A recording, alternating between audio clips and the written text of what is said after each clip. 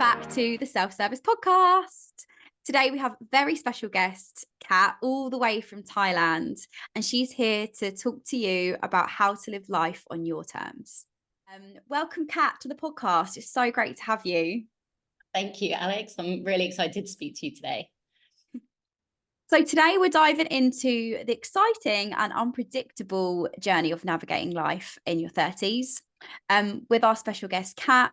We're going to dive into what this kind of looks like and how this really is a roller coaster, and how to kind of navigate that. And Kat's got a really interesting story that I'm really excited for her to share with you all. But before we dive into all of that good stuff, Kat, can you tell us a bit about yourself and perhaps your background? Yeah, of course. So hi, everyone. My name's Kat Amey.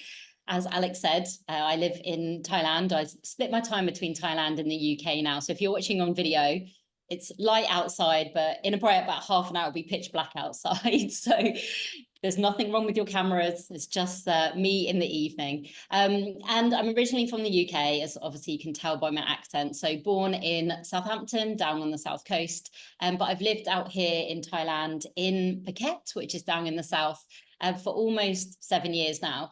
And I originally moved over here full time to work in one of Thailand's leading health retreats down in Phuket. And I was there for a few years before I went out on my own, entered the world of self-employment through being a yoga teacher and now a life coach. And basically now I just choose to live between Thailand and the UK because I like the sun, let's be real, most of us do. So I choose to base my time between the both and get the best of both worlds. And as I said, I'm now a life coach. I'm also a retreat host and a yoga teacher. And my focus is really on just helping people to overcome their self-doubts so they can live a life on their terms. Amazing. And I feel like everything you're about really resonated with me and what we're trying to give people here about, how to navigate your journey through life, as it's such a transitional period, I think, especially going through your 20s into your 30s and beyond. And you've done some amazing stuff. But I wondered if we could take it back a bit, maybe to kind of earlier on. Could you tell us a bit about your early years, perhaps in your early 20s, and what experiences you had there? Yeah, of course. Feels like a long time ago now. This back in March, I turned 40. So I'm just into my 40s. So back in my 20s, like a lot of us, went off to uni. Didn't really know where I was kind of going to go with life. I just knew that I wanted to experience that university lifestyle and I guess like break away from home, like get out of the local area, try something new. I hadn't really traveled that much before then.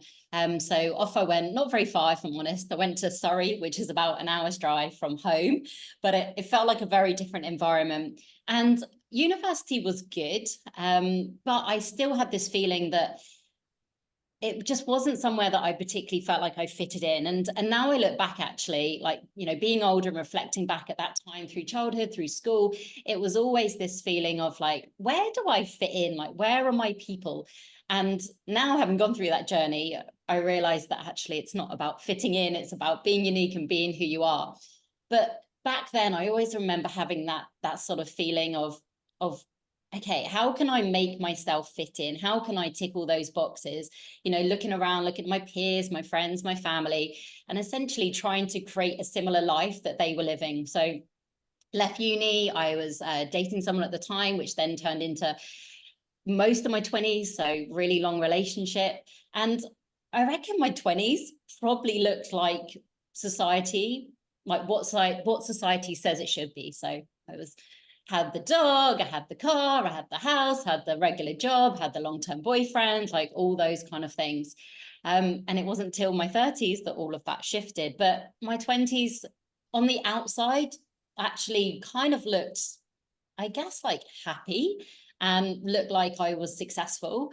But now I look back, it was actually so misaligned with really the person that I wanted to become, and how I wanted to live my life. And you mentioned just there, a really kind of significant time of your life was spent in a relationship. And I wondered if you could tell us a bit more about that. I know that the ending of that relationship was a really pivotal moment for you, wasn't it? Could you tell us more about that? Yeah, of course. So I certainly don't look back and have any regrets or think that it, wasn't right at the right time. There were a lot of positive things about it. But there was just always this thought of, there has to be something more than this. It has to be something better. And although myself and my ex-partner back then, we had a lot in common. Things were good. We'd have a lot of fun together. But there was just something inside of me that was just like, there has to be more. Like, is this really it? And things fell apart. Of course, they were going to, because it wasn't right for either of us. And that was literally about 2 months before my 30th birthday. And my birthday's in March. And I remember having Christmas and New Year. And obviously at that time of year, everyone's celebrating life, celebrating relationships, and probably one of the most miserable Christmases I've ever had. And I remember getting to my 30th birthday and forcing myself to have some sort of celebration and party and people around me. And I just remember looking around and being like, oh my God, I've literally failed. Like, everyone else is kind of in that, maybe still in their relationship that I'd, been in the same amount of time that I had been in. Some were getting engaged, some were even having kids. And I just literally felt like I had done my life backwards. I was like, how have I spent my whole 20s working up and creating this life for it all to suddenly fall apart at 30, when apparently I'm now a failure because I'm not having kids, I'm not with anyone, I haven't got a house anymore, I haven't got a dog anymore. I'm starting to question whether I even like my job and I want to stay in it long term, because I'd been in the same job since university.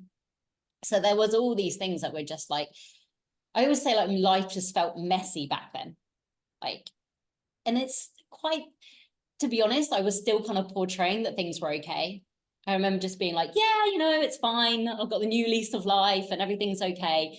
And one of the kind of pivotal moments after that relationship breakdown, which I'll be real, it took about another 2 years to actually kind of fully like break away from that relationship.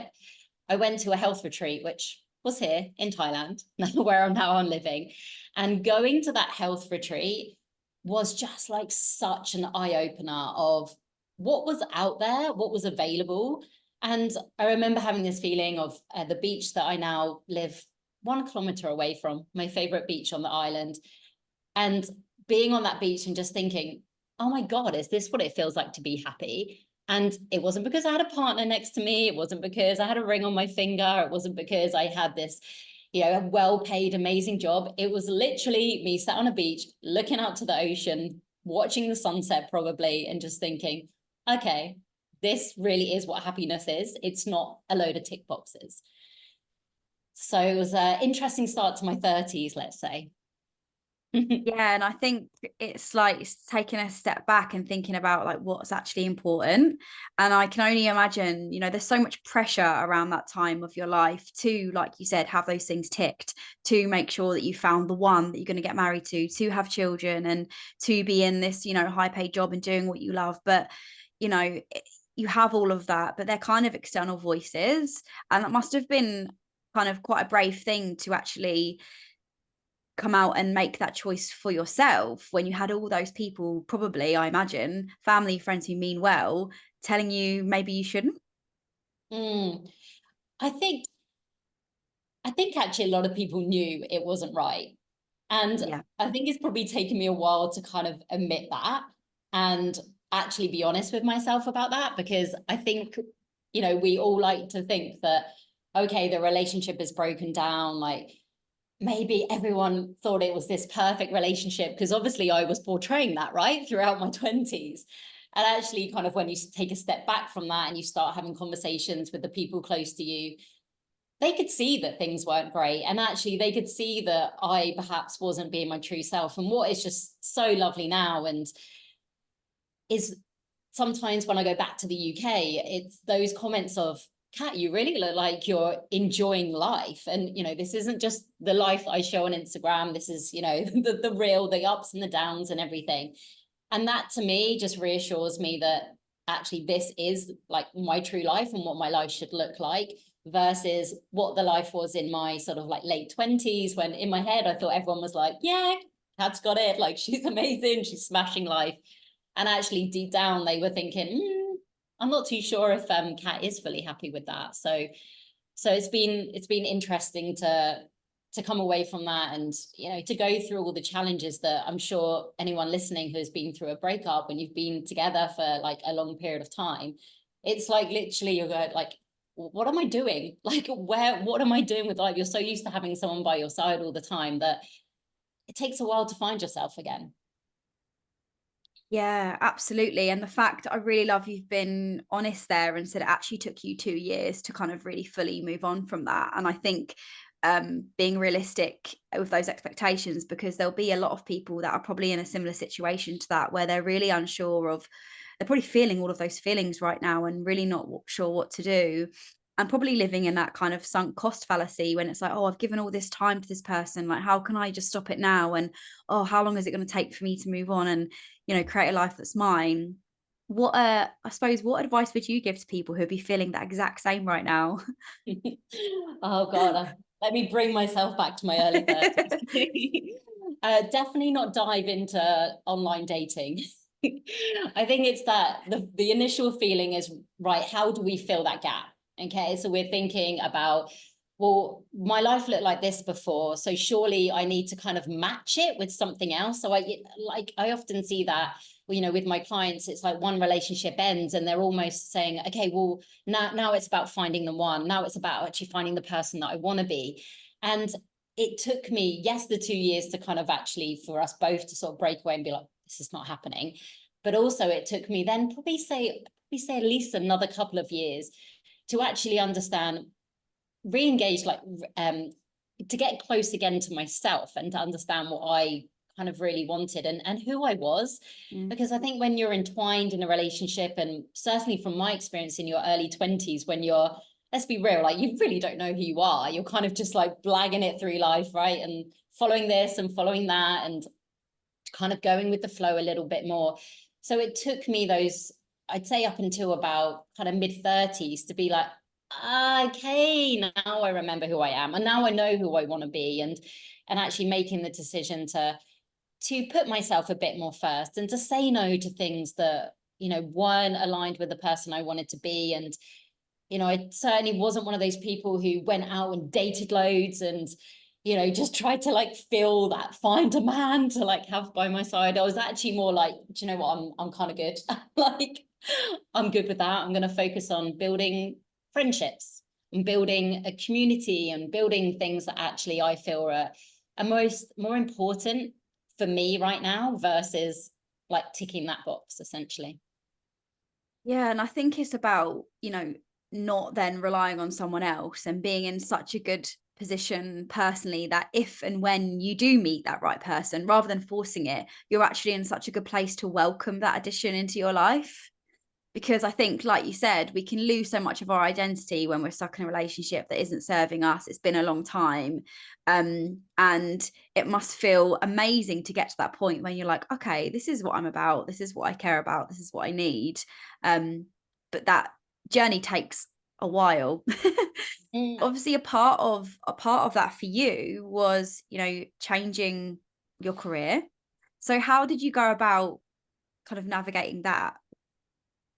Yeah, it's been a bit of a never, especially over the last 6 years since I've been in Thailand. It was the initial steps I mentioned before, that I went to a health retreat here in Thailand. Loved it so much. I went back 12 months later. And then that was really the moment I was like, okay, how do I get this? Like, how do I get this life more than just those 2 weeks? I was like, I need this.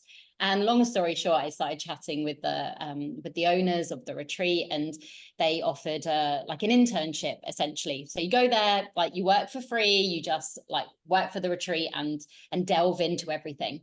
And at that time, I'd actually left my full-time job. I was working in fundraising events, and I quit that, but I continued to work in events. So I was self-employed, so I had a bit of time flexibility. So they said to me, well, come back, like just give us what you can, a month, 2 months, 3 months. Long story short, did that. In my last week, they said to me, do you fancy a full-time job? Come back in 6 months' time for high season, and then let's see how it goes. So it probably didn't take me very long to decide. I remember speaking to one of my friends who's now one of my best friends here, and I was like, oh, don't know what to do. Like, this is it's not just moving down the road or to a new city, it's moving whole country. And he was just like, well, just give it a try. Like, what if you just come for 6 months and you don't like it? Like, maybe you don't want to live abroad. Maybe Thailand isn't for you. But if you've got this something in you that is intrigued, well, why not just give it a try? And that was the initial kind of step to come over to here to Thailand. And then my journey from then has led on to me doing my yoga teacher qualification, naturally becoming a life coach. And that's where my work is now. So a little bit of a journey to get there.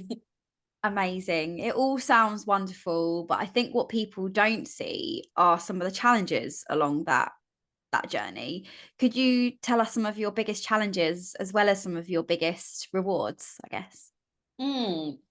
Yeah, I guess challenges when it comes to like becoming a coach and becoming essentially, I am my business, right? I haven't created a product. My service is me. So one of the like biggest things that often coaches struggle with, and I know I definitely do myself, is that almost like imposter syndrome. It's, do we know enough? Do we have enough expertise? Do people actually want what we can offer? And, that's something that is, I guess, like a constant work.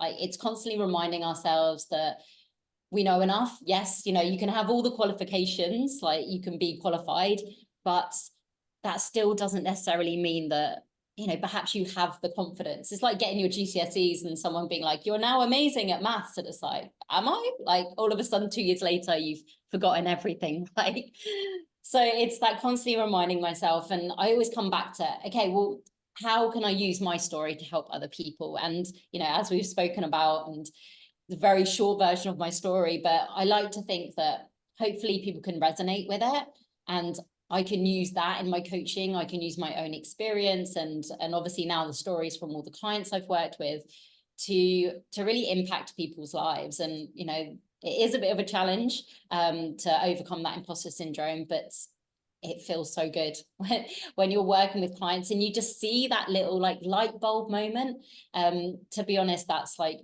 kind of my biggest successes. Is not my successes, but it's more the successes of my clients, when they're like, I did this, and I'm like, oh my God, like, it's like, I put myself first, I said no to this, and I'm like, it's just like, I do that little happy dance on my Zoom calls. So yeah, it's a lovely feeling to be able to support people in that way. I can really kind of see that in you. You're clearly so motivated by that. And like what you've gone through personally has also shaped that path that you've taken. Was there anything that you had a support of that kind as you went through these journeys and were kind of, going against societal norms and taking your path? What support did you lean on throughout that time? I think actually in my sort of like early 30s and back then, I wouldn't really say that apart from friends, I wouldn't really say that I actually kind of sought out any professional help. And to be honest, it was one of those things that I didn't really know existed as such. It wasn't until I came to the retreat here, which was like this big eye-opener of like meditation. Like, I did a bit of yoga back then, but I thought it was kind of just the vinyasa, the strong vinyasa, the idea of like laying there still, and somewhere like yoga nidra, where someone just essentially, you're kind of sleeping, but not really. Like things like that. It was just such an eye-opener. One of my friends here was a life coach. So it wasn't until I came here that really that sort of self-development work started. And it's something actually that makes me now so passionate about. If I had a coach back then in my early 30s, when I was going through that breakup, when I was, literally like kind of looking through my life and being like, oh my God, like I don't have this, I don't have this, I don't have this, getting like super jealous because my brother got engaged and being like, he's got engaged. He's older than me, but his relationship was shorter. And I remember him messaging, be like, we're engaged. And I was like, yeah, great. Like, and being, I didn't want to have those feelings and I didn't really understand what they were. So now I'm like, if I had a coach back then, what probably took me about 5-6 years of my own kind of journey of going like, what the hell am I doing? Moving to Thailand, like, doing a bit of this, being that, I feel like I would have got there a lot quicker in my early 30s. But now I will always, you know, with finances allow, have some sort of coach. Now I'm working with a business coach. A couple of years ago, I worked with a life coach, which really helped me like transcend into where I am now. So just having that outside support. And one thing I want to add here is it's amazing to have friends and family and community, and whether it's a partner or whatever. But sometimes they only have our best interests at heart, and they're not willing to give us that little like, are you sure that's best for you? So that, for me, that's why I always will have some sort of outside help. Yeah, that really resonates. I think something I've struggled with along my journey is really trying not to take on the kind of projected values of others, because I feel like that's what happens when someone's giving you advice, even if it is friends or family and they mean well, but it's coming from a place that is from their experiences and their lives and their values, rather than actually I mean, you can tell us more about that. From my experience, from a coaching lens, or even therapeutic lens, it's more about asking questions. And would you say it's more about actually finding your way yourself by getting support with those prompts and questions? Yeah, I think so. I mean, like, if we're honest, no one else knows us better than ourselves, right? And as Absolutely. much as, even with my coaching clients, I always say to them at the beginning of our journey together, it's like, you know you better. Like, I'm not going to tell you what to do. I want you to tell me what you're going to do. Because if I prescribe you something and I say, like, yes, do you know what? We're going to do journaling, we're going to do it every day. And then you're sat there thinking, like, I hate writing, then nothing's going to work, nothing's going to shift. So I think the most important thing we can do for ourselves is really get to know us, what's important to us. Knowing your values, I think, is so important. Once you really know what's important to you, then that can really help to guide your decisions, you know, when it comes to your friendships, your relationships, or little life decisions, big life decisions. Unless you actually truly understand what's important to you, you're just going to kind of be like grabbing at these random things and just hoping for the best. Whereas actually, isn't it great when we can look at something, look at, say, we have an option A and B, and we can say, okay, well, which one actually is the one that I most resonate with? Which one is my intuition taking me forward? So spend time getting to know yourself. I think that's the most important thing we can do. Yeah, I'm really hearing that. And I'm also imagining that there's a lot of people sitting there thinking like that they need to take this process, but also perhaps if you ask them the question, what are your values and what is, so, what does that mean? Some people might find that difficult to articulate, and perhaps they haven't really spent the time in kind of focusing on that. How do you think people can really understand their own values? Is there anything practically that someone might do? Yeah, I mean, I think there's a few kind of different ways in terms of, I have a worksheet, for example, where you can work through to find your values and then explore questions around that.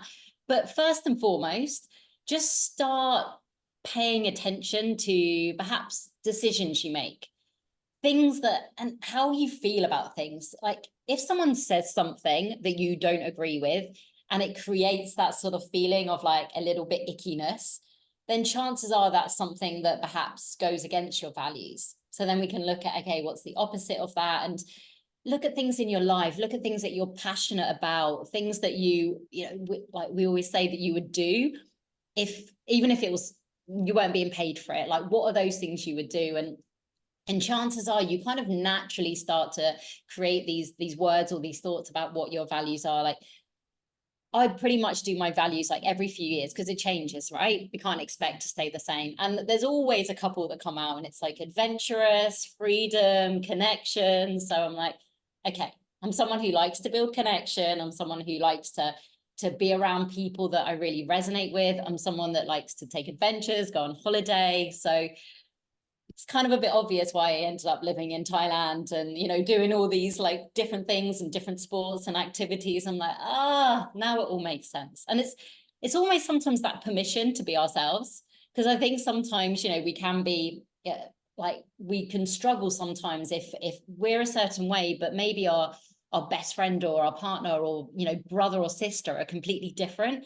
And it's almost coming back to what I said at the start. It's that like fitting in piece. It's like, why am I so different? And like, oh, I have to be more like them. But actually, if we understand our values, it's like, they can be like that and I can be like this, because we're different in that sense. Yeah. And have you found that also those social circles have also changed? You mentioned, your values have changed over time. And I imagine, when you're going through different parts of your life, that is the case. Have you found, that social circles also change within that? 100%. I think it's been an interesting sort of time about I feel like the deeper you get to know yourself and actually what's important to you, you start looking at every part of your life. So, whether it's your job, whether it's your health or your well-being. And for me, it's connections and friendships has been a big one. And I was doing this exercise the other day from this book I'm reading at the moment, which it was talking about your inner circle and your outer circle. And your inner circle is really the people that you hold most close to you, that you would trust and that you can communicate with things. And putting the people in my inner circle, let's be honest, it wasn't many people. It was such a small amount. And I think old me would have been like, oh my God, I've got no friends.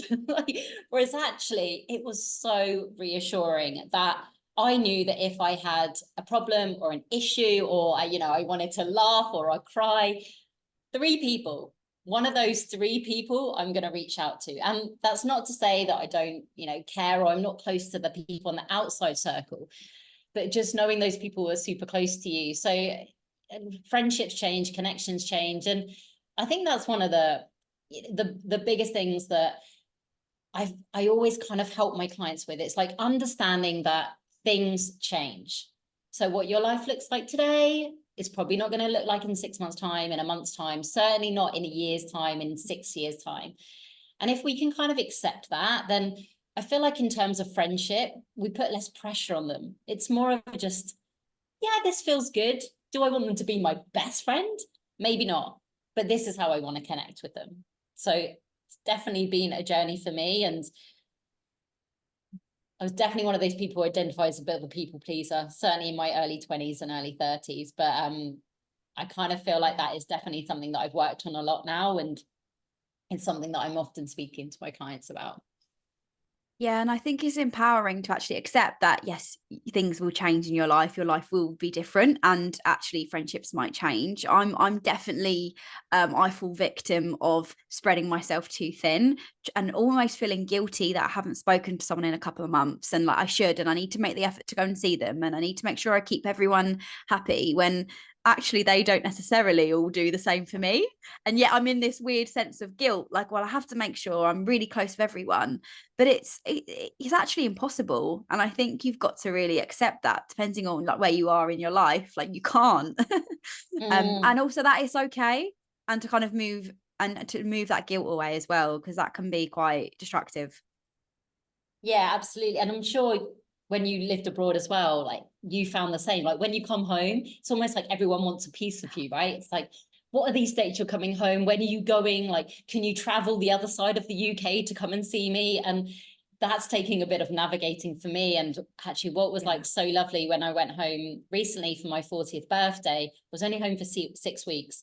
And I said, I'm just going to be at my parents'. I'm just going to be located there. I'm going to be going away for a few days with my partner. But if anyone wants to see me, this is where I am. I'm not traveling. I'm literally not leaving Hampshire, apart from to go to the airport. And just being clear on those boundaries, because, otherwise it's exhausting. And if you are constantly the one who is always making the effort, I think that's a little sign that perhaps that relationship needs a shift, right? Yeah, and I love what you're saying there so much. I wish I did that when I was living in Australia. I wish I came home and said, guys, I'm just here, because I would come home, even if it was just like 2 or 3 weeks, which is nothing really. And then I'm driving, training all the way around the country to make sure I fit everyone in. And it's like, hang on, I've just traveled over 10,000 miles to be here. The least you could do is travel 50 miles down the road. That's so important. And yeah, I've always found that really tough, actually. And I think that's also comes from that place of guilt that, oh well, I chose to live abroad, I've chose to kind of leave you all here, and Yeah, I found that a really difficult thing to let go of. Probably one of the reasons I ended up moving back, actually. How have you navigated that if you've had that guilt along the way? I think I think it's, for me, it's always coming back to, okay, why do I actually live here? Or, you know, Yeah. for now, why do I split my time between the UK and Thailand? And it really comes back to, well, I want to live my life this way, and I want to live here, and I love living here. And I remember the first few years, I'd go home, and I almost felt like I had to like justify why I was living. So I'd be like, yeah, it's, you know, it's always amazing weather, and the beach is great, and, you know, it's much cheaper. And I would like always list out these things about how great Thailand was. And now I'm just like, because I like it. Like, I enjoy living there. It's easy for me and it suits me, rather than almost trying to like sell my life here.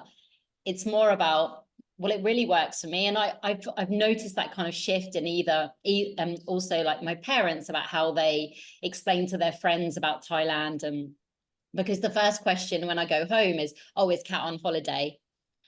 Like, she's here for 3 months. Is Kat on a 3-month holiday? And my parents are like, no, her work is online. She can work anywhere in the world. And I can hear like difference in conversation with them now. And, you know, it's always like, well, why does Kat live in Thailand? And they're like, well, because it's a great place to live. Like, and it's kind of understanding that everyone has their own unique life. You know, when someone says to me, why do you live in Thailand? Like, I don't say to them, why do you live in the UK?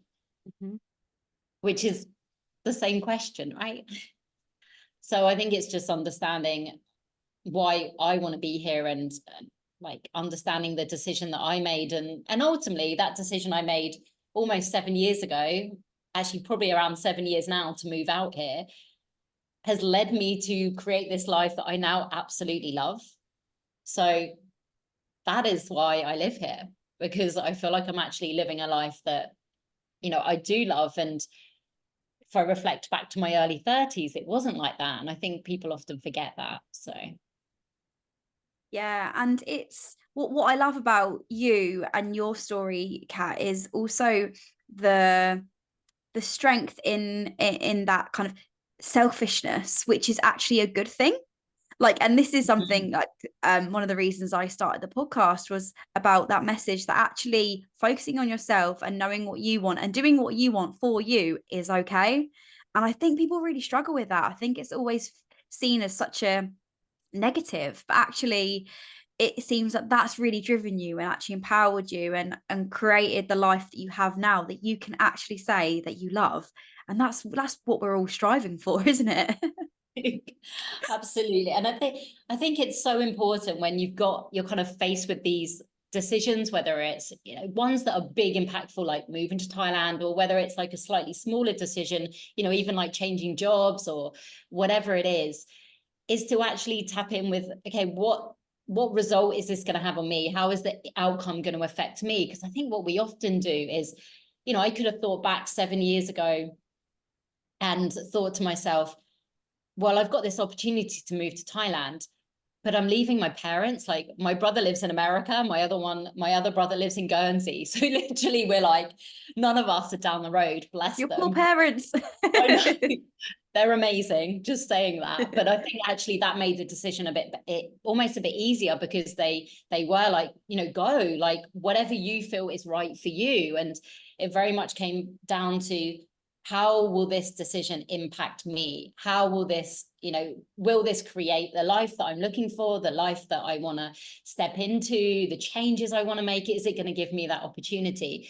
Because yeah, of course there's an element of it being about me, because but it's my life. And what's been interesting now is, for the last 8 months, I've been in a relationship, and my partner is back in the UK.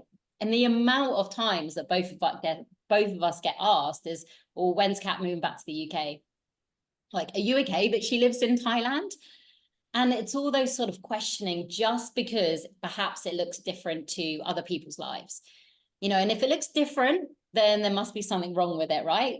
There must be some big red flag, or, you know, whatever it is, because they can't see themselves in your life. And that's okay. Like, no one has to understand it, no one has to get it. But it's very much about, yeah, we have to put ourselves first, because otherwise, like in my 20s, you're just going to end up on this path or end up in a relationship that might look good from the outside, but there'll be something in you that's saying like, this is not right. Like, get out, change things. And it's way harder to change it when you're 7 years, 8 years down the line than it is from that, initial like first year or second year when things start to feel wrong. So yeah, always put Yeah. yourself first. Love that. And as my listeners will know, I really resonate with the long distance relationship highs and lows and what you were talking about there about what people say and what people ask. The amount of doubt that people put in me about my relationship, and we are still together. We are in the UK now together. Like it, and I knew that we were that our relationship was okay, but people did, from questions and things they said, the doubt that was put in my mind on whether this was right, whether actually I should be with someone in the same place. Is he actually, is he left me, and is it really selfish, even though we'd gone through that whole reason of why this was happening? It made me really question, to a point that I actually had to start seeing a counselor, because I really needed someone that wasn't my friends and family that could just help me uncover actually what I felt about this and what the kind of reality was.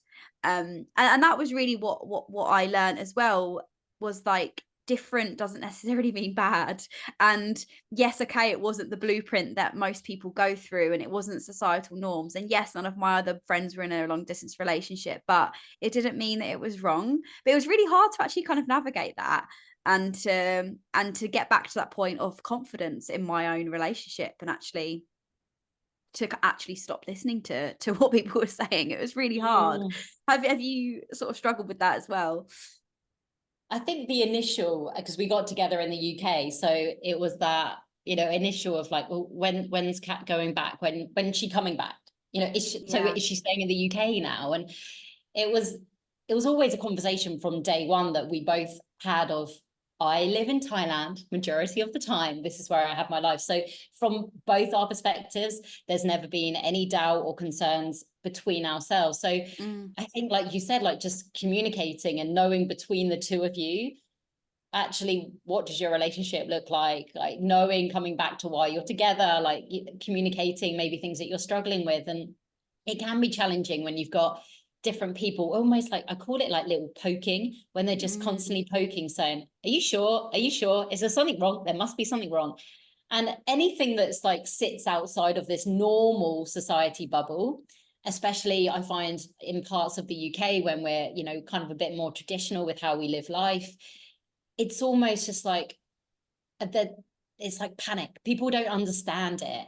And it's coming back to, again, like living here, especially when I stopped working at the health retreat, people were like, oh, well, you're coming back to the UK then, right? And it was like, no, just decided that I'm gonna start my own business and kind of live here a little bit, maybe live back in the UK, just mix it up a bit. And you can almost see them trying to work it out in their heads. It's like these cogs are turning of like, but how is she gonna, and then they ask you these questions that are completely irrelevant, like, what visa are you on, how long are you gonna be here, like, and it's like, doesn't matter.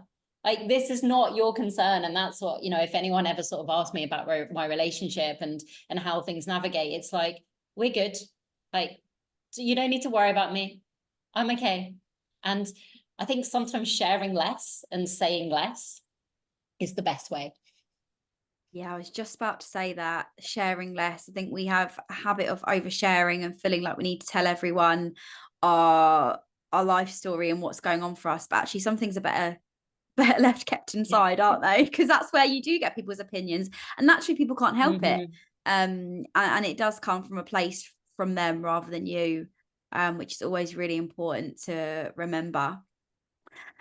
You've had such an interesting journey, but how do you maintain balance, your purpose, and like staying motivated in what you do now in your day-to-day life?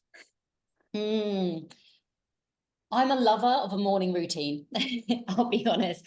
And again, years ago, I was definitely not someone who would be thinking I'd be sat here being like, I love mornings. And I think we always think that when someone says they're like a morning person, in their head, I think and this comes from someone who would always say, I'm not a morning person, thinks that a morning person is someone who jumps out of bed, is high energy, is like, woo, starting the day. It's like, no, no, no. Actually, I enjoy my mornings because they are my stillness, my quiet time, like ease into the day. And yeah, I'll be honest, I'm here in Thailand. So when I wake up in the morning, it's no thoughts of like, what do I wear? Because it's warm. So it's easier in that sense. But I have quite I'd say like quite rigid routine. I wake up, I go for a walk. Sometimes I go on my yoga mat, do a bit of meditating, and do the same walk every day. I come back, then I turn my phone on. I never look at it in the morning. And I start my morning like really calm and quiet. And this is just what works for me. Like, I have some friends who wake up in the morning and they're like ready to go, high energy. And I'm like, just want to ease into the day. And to be honest, like that morning routine helps to keep me focused. It helps to keep me motivated. It really sets me up for the day. I pretty much journal every morning, just emptying out perhaps anything that's going on up here. And I noticed that if I start the day like that, everything just flows. And of course, there's always ups and downs every day, but just starting the day in that way just kind of sets the tone for the day rather than it being like mental, really loud. And then, all of a sudden you're already in this kind of stressed environment. But I think that takes a bit of crafting. And, often I'll kind of talk about my morning routine, and I'll have people who are either moms or even people who just have a 9-to-5 job, and I can't do that. There's no way I can have that quiet time. But even if you can just take like a tiny little bit, even if it's 5 minutes or 10 minutes, whatever it is, and just a moment to be like, because the morning is the only time that our minds aren't crazy busy, right? It's like we've been in that sleep state, we're nice and relaxed. So if you can just take that moment in the morning, I promise you, like, I really do feel like that can kind of shift your mindset for the rest of the day. And that's definitely something that I find like helps me to stay focused and motivated. That's so helpful because it's also something that feels really accessible. Like people can do that. I think I know something that's helped me find that stillness and calmness has been yoga as well. And I started practicing when I lived in Australia, actually. But, not everyone's got that time to spare to get their mat out or go to a class. But I love that. I really love that kind of small thing that you can start your day with that really can set that tone. Really, really powerful. I'll be trying that. Before we talk about a bit more about your coaching specifically, what practical tips would you say, maybe top three perhaps, for people that will be kind of overcoming these challenges in life and dealing with the uncertainty that comes with these big decisions and changes? Are there any practical tips that you would share? I think relative to actually what we were just talking about sort of taking a pause and taking a moment, I think we are constantly in this more reactive state, right? Everything, our phones are beeping, our emails, we're being asked questions, people are demanding, and that can cause this like mental fatigue. We're just constantly switched on. And when things feel a little bit uncertain, or perhaps when we are faced with one of those big life decisions, unless we take a pause and we take some time out, we're not going to be able to make what, I would consider a sensible decision, because maybe we're just feeling too clouded. And I think back to all the big decisions I've made. My last big decision, sign up for my life coaching course. I just spent 3 weeks in Bali, and literally I was like, I'd barely spoken to a soul for 3 weeks because I hid away in a more jungle environment.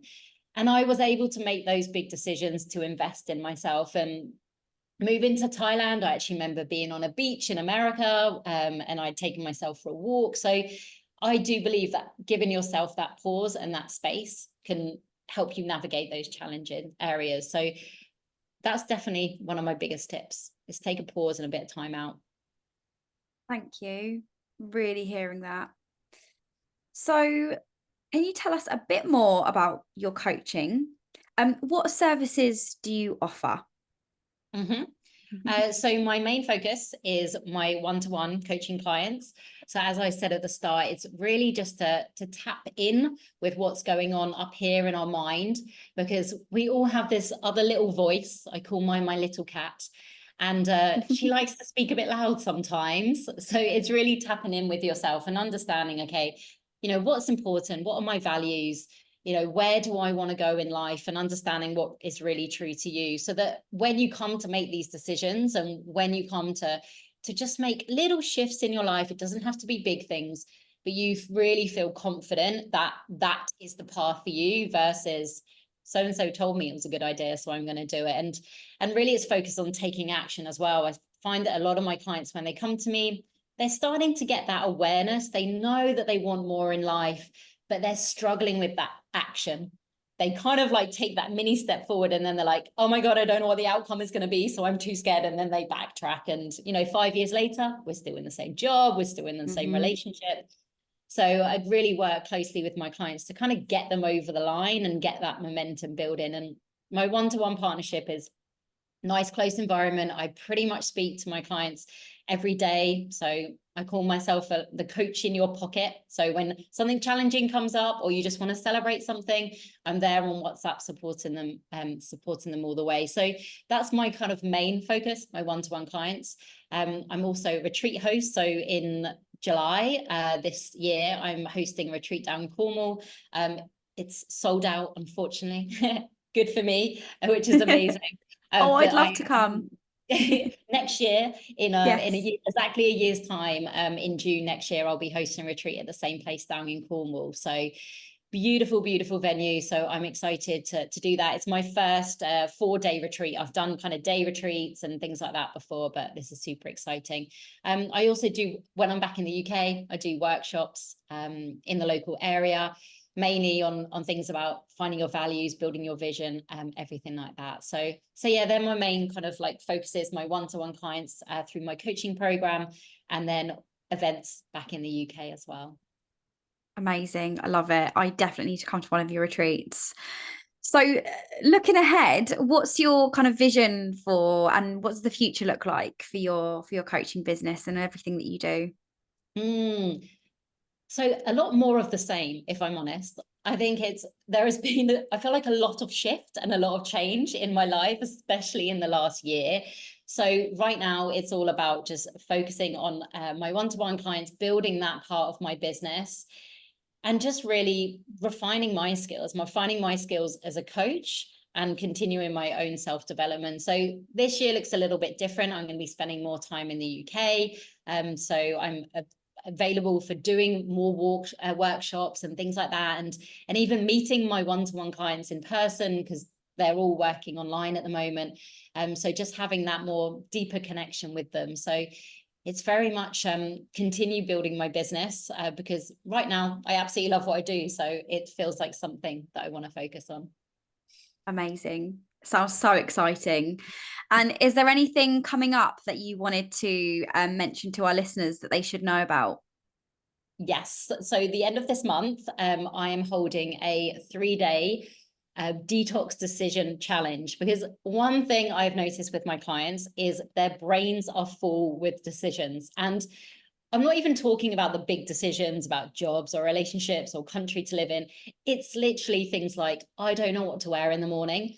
I don't know what milk to have in my coffee. Like someone said to me the other day, I can't decide whether I should have hot milk or cold milk because my husband has cold milk and I like hot. And I was like, oh my God, you're making this decision every day. So, and the problem with this is that we get that mental fatigue. So we're constantly just drained. And like I said before, we're constantly reactive. So at the end of the month, I'm going to be running a free challenge. So I'll share the details with you, Alex, so we can share it in the notes.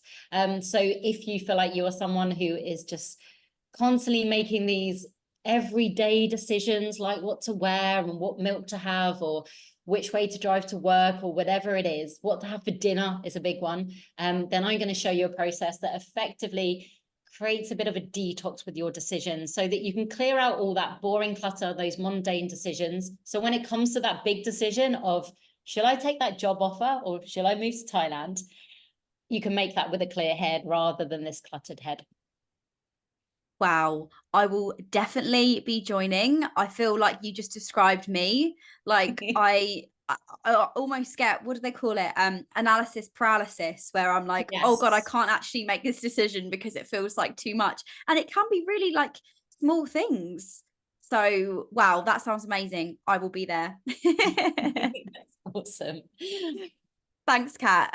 We've covered a lot today, from your personal journey to really big changes in your life, to practical tips and even professional insights.